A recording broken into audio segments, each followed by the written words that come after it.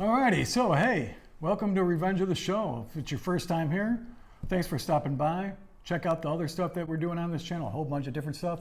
And if you've been here before, hey, I got somebody else on the show besides my ugly mug.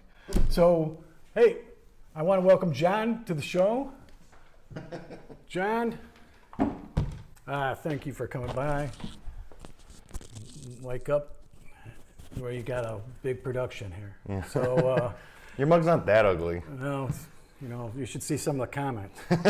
But anyway, we're going to talk about what is maybe his favorite movie, if not his favorite movie, and he's going to tell me why. Yeah. And all that good stuff. Well, okay, so it's not my favorite movie, but it definitely is my favorite Tarantino movie. Yeah. And it's Hateful Eight. Hateful Eight. And I know that there's a lot of people out there that's going to be like, it's a great It's not Tarantino widely movie. received by a lot of Tarantino fans, Yeah. as So- far as I know. Yeah. But You know, it did, you know, I'm trying to remember, it did, I think he made the movie for about $50 million. And you saw it at the Music Box Theater, correct? no, I saw Hateful Eight. I just saw that at a regular Cineplex. Oh, okay. Yeah. Because Yeah. in the city of Chicago, there's a movie theater called the Music Box, and they're the only theater in maybe Illinois that shows real film. And they shot it 70 millimeter and Panavision 65 or something like that. And it's like, That's the most Tarantino thing yeah, ever. it is.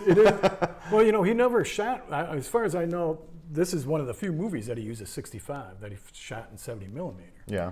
And the cinematographer that he used did almost every Oliver Stone movie, Scorsese movie, and he started working on Tarantino movies, I think, around the time of the karate movies. Oh, yeah.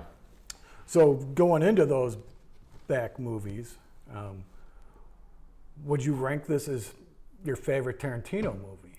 Favorite Tarantino movie, yes. Yeah. Yeah, definitely. I mean, for a couple of reasons, but not the reasons why people like would guess.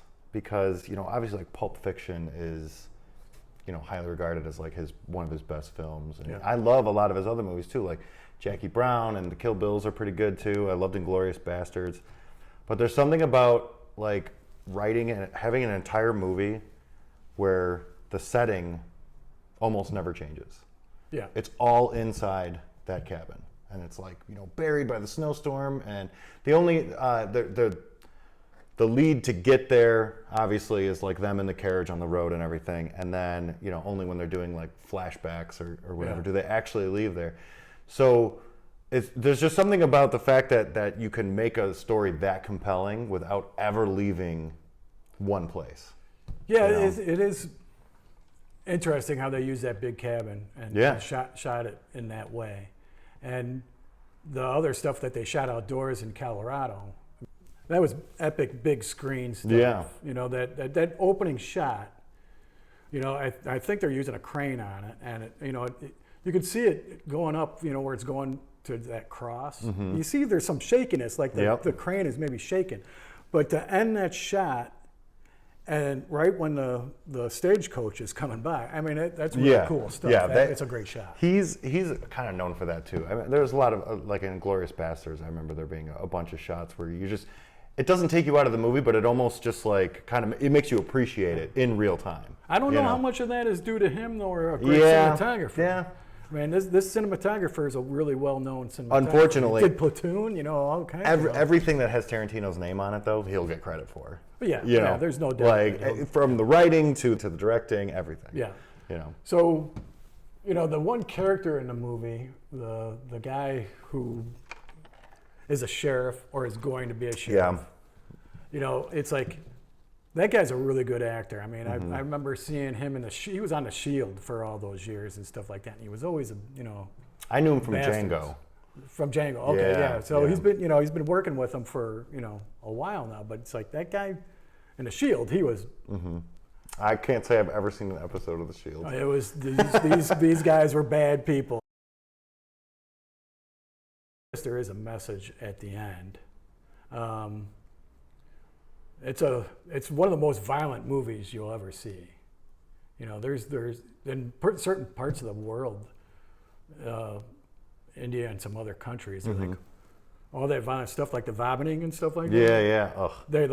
They've shortened it. Oh, really? Yeah, and a lot of the language, they muffled it out and stuff like that. All around the world, the violence was toned down a lot. Yeah, 'cause, I mean, like it would just pop off, like not I don't want to say random times, like there'd be a build and everything like that, but then like it would. I guess that's another Tarantino staple too. Like all of a sudden, it's just like it's like okay, there's going to be some kind of murder or violent act, and then it's just total overkill with the blood and the guts and everything like that. That was over. And again, it's another one of those things where it like takes you out of it, but makes you appreciate it at the same time. And, you know, that's where I'm kind of on the fence with some of it. It's like, you don't like that it takes you out of well, it? I love the Wild Bunch, you know, and some of these movies where there's a lot of blood, but it's like the violence is really extreme in this. It's the most extreme in any of his movies. Wouldn't you say that? I mean, we've all been desensitized now. If you go back to movies from 30 years ago and someone gets shot and it's like, oh, and they like go down slow. I've watched all these movies, and even this one, it was like some of it was just like,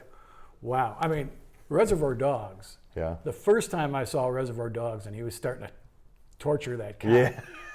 That's tame now. I was almost out. I was like, really? Yeah. Oh. Yeah. And because I'm not comfortable. Did you see it when it kind came of stuff. out? Yes. Okay.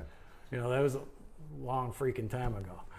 In my opinion, it's still my favorite of his films. It's funny because a lot of people say that, and it's actually one of my least favorite. Wow. And I don't know why. I don't have anything against it. Yeah. I don't think it's bad. I think pop culture ruined it by just the constant like parody and everything like that. So it's just like I can't see it now without seeing 2 decades of parody following it. So it just like as soon as you hear that song, when he's cutting off his ear, the Joker or whatever. Yeah. As soon as I hear that, it's like you can't.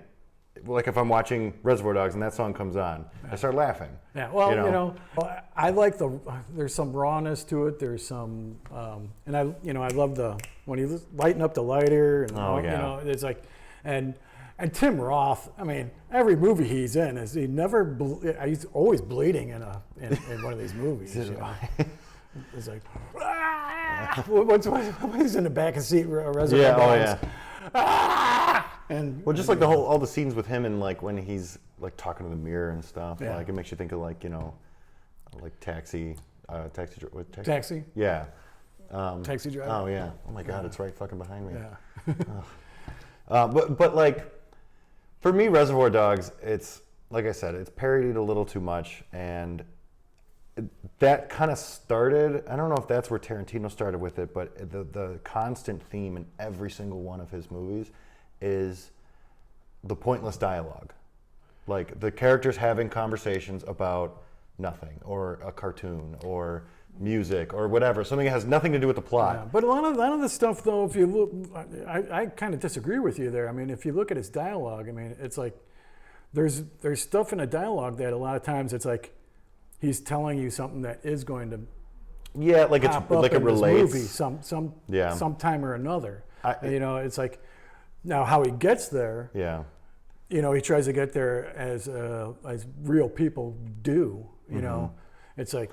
Yeah, no, I mean, I get that, but at the same time, like my favorite example is Death Proof. Yeah! Jesus fucking Christ, it's about time! Yeah. In Death Proof, it is like it's got to be around 2 hours. Yeah. And I want to say 80% of it is them like talking about personal lives or whatever. And I get it because that's part of like, these are normal people, and this is what normal people do. Well, I want to talk about Jennifer Jason Leigh. When I first became aware of her, she's in Fast Times at Ridgemont High. Okay. And actress. I mean, she's been in a lot of stuff. But, her dad is Vic Morrow. I don't know who that is. So Vic Morrow was in the Twilight Zone movie. Okay. And the Twilight Zone movie had a completely different ending. Because John Landis, in the Vietnam scene, kept ordering the helicopter to come closer to Vic Morrow, who was holding 2 children. And the helicopter came in so close that it decapitated Vic Morrow and the 2 kids. And John Landis. I feel like I've almost heard went to- this before, John Landis actually. almost went to prison because he Oh. kept telling the helicopter to get closer. But that's her father. Mm-hmm. And he was in a lot of stuff, combat, but a lot of movies. But Mm-hmm. she's probably the best part of this movie. You think so? The way that she acts and her craziness, Mm-hmm. and it's like, she's crazy. And then when they hang her at the end, Yeah. spoiler alert. I mean, it's like, she looked like she was hanging. All those craziness that she was doing. You bought that her character Now- is nuts in the Hateful Eight. Did you see? I don't know if you knew this, but I saw this online or something like that, and there's a scene where she's playing the guitar Yeah, and she's singing the song about how she's gonna hang John, whatever his Yeah. name is. And in the scene, he's supposed to grab the guitar and smash it against the wall. yeah. Now they borrowed a guitar from a museum. He's supposed to pick up the guitar and smash it against the support beam or whatever it is. But obviously they're supposed to switch the guitar out when that scene is supposed to happen. And I guess maybe they were going back and forth between scenes, but there was some confusion. And he grabs the actual guitar and smashes it. And then you see her reaction on camera, she goes, "Wait, no, no, no, no, no," and that's not her acting. That's her really going, "Oh shit, we fucked this thing up," and then obviously the scene cuts or whatever. But so the studio had to pay for it, and it basically destroyed a priceless artifact for a scene. So I'm gonna before we rate this, there's 3 versions of this movie. There's an I'm gonna tell you which one I liked best, 2 hour too. and 48 minute. There's a 3 hour and 7 minute, and there's a 3 hour and 33 minute, and the extended version's on Netflix right now. Yes. You can watch it on Netflix. 4 parts, So it's amazing. so Dive into it. so if out of 5 stars, Well, it's above 3. I'm gonna give it a solid 4. you're gonna give it a solid 4. Solid 4. I'm gonna give it a solid 3.5. You in the audience, anybody want to say their stars amount? He's afraid of half a star. They weren't here. They came late. The Hateful Eight. Oh, the Hateful Eight. Oh, Yes. that's a 4-star movie. That's a 4-star movie. See? 3.5. Watched it. You never saw the it? Quentin Tarantino one with all the Blood. with all the character. 3.5. 3.5. 4. That's 4. Okay, Four. well that right away should just tell you that the fact that no one would give it below a 3.5. No, you can't. I mean, That it's, it's a it's shot. solid- It's shot beautifully. Solid, it's written yeah. really, really. It's got a lot of aspects, I it's a- think, that I like Kurt that put it Russell. above. Yeah, It's 4 That's the just name I 'cause couldn't remember before, by the Kurt way. Russell is in it, and that's why it's 4. and Kurt Russell's best movie. The Thing? Escape from New York. God damn right it is.